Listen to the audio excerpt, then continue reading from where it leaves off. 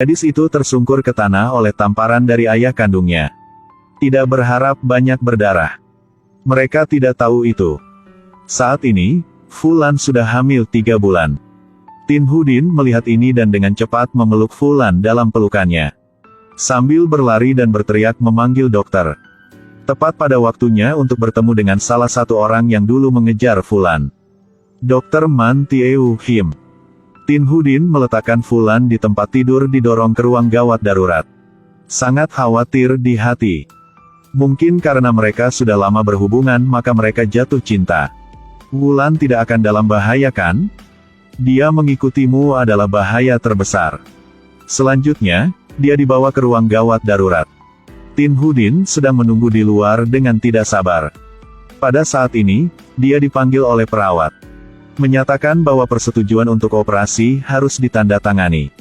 Pada saat yang sama, katakan padanya bahwa Fulan kemungkinan besar tidak akan bisa hamil di masa depan.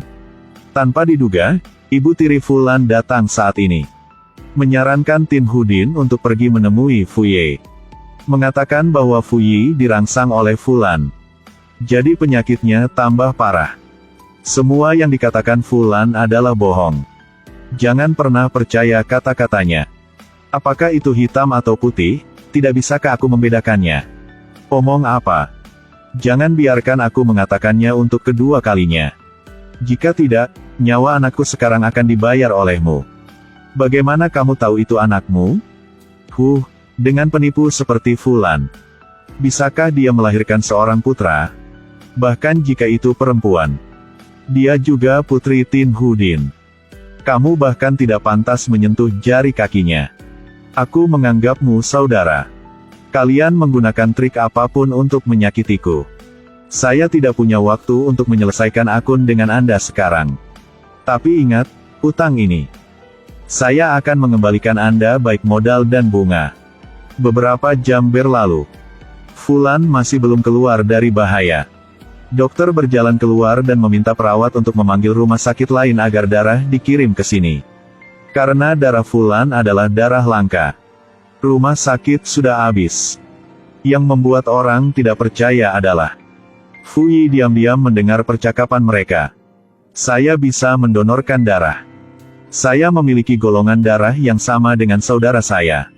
Dia biasa mendonorkan darah kepadaku ketika dia masih muda. Cepat ambil darah. Bisa menyelamatkannya. Tapi kau harus berjanji padaku. Harus ceraikan dia. Kau. Karena untuk menyelamatkan Fulan. Seng Yuting hanya bisa setuju. 4 hari kemudian. Fulan telah bangun dari koma.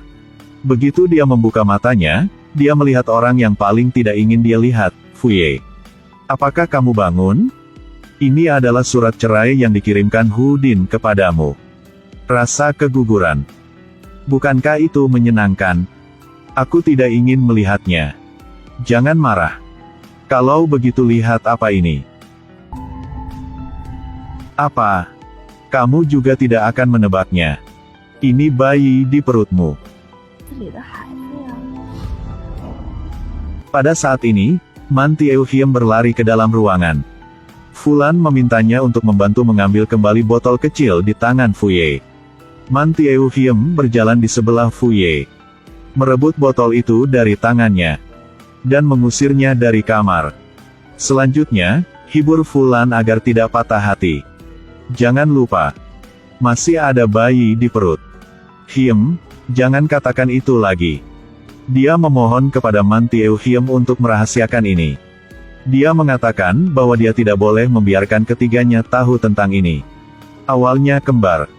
Tapi sayangnya mengalami keguguran. Dia menarik tangan Man Tieu Hiem. Memintanya untuk membawanya pergi dari tempat yang memilukan ini. Beberapa hari kemudian, Fulan selesai berkemas. Lepaskan cincin kawin. Dia tidak lagi memiliki keterikatan pada Tin Hudin lagi. Meletakkan cincin kawin dan surat cerai di tempat tidur. Bangun dan pergi. Tin Hudin kembali ke rumah setelah pergi ke luar negeri untuk menghadiri pertemuan. Menemukan bahwa Fulan tidak bisa ditemukan. Dia memerintahkan bawahannya untuk menemukan Fulan dengan cara apapun. Kembali ke kantor. Ambil foto yang diambil dengan Fulan ketika masih muda. Baru saja menemukan bahwa hati telah lama dipenuhi dengan siluet Fulan. Dia awalnya berpikir bahwa dia akan merasa nyaman. Tapi setelah pulang ke rumah, tiba-tiba teringat semua gambar yang berhubungan dengan Fulan. Kamu sudah pulang. Apakah kamu lapar? Aku membuat sup tulang babi favoritmu. 2 tahun kemudian. Sudah tahun. Kemana perginya wanita menyebalkan ini? Apakah aku tidak bernilai sepeser pun di matanya? Masih ada sesuatu yang saya tidak tahu. Itu benar, Lan Lingwan. Berpikir ke sini. Tin Hudin pergi ke makam ibu Fulan. Saat membakar dupa, menemukan sebuah kotak kecil di sebelahnya. Dia membuka kotak itu untuk melihat. Di dalamnya ada semua surat yang ditulis Fulan untuk ibunya.